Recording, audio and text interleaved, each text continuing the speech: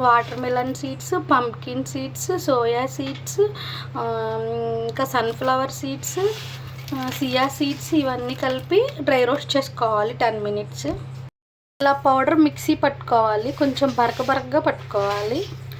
దీంతోపాటు బెల్లం కూడా మిక్సీ పట్టుకోవాలి. 1/2 కిలో గీ అండి ఇది, నేను హీట్ చేసుకుంటున్నాను.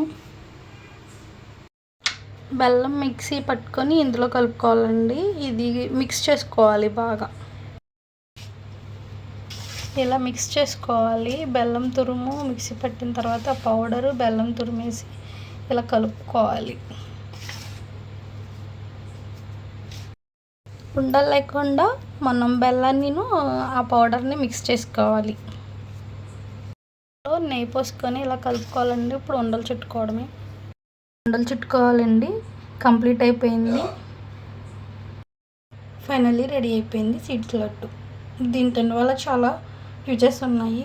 బాయ్స్కి అయితే బ్యాక్ పెయిన్, ఇంకా వెయిట్ తగ్గడానికి అందరిలో ఇవి చాలా యూజ్ అవుతాయి.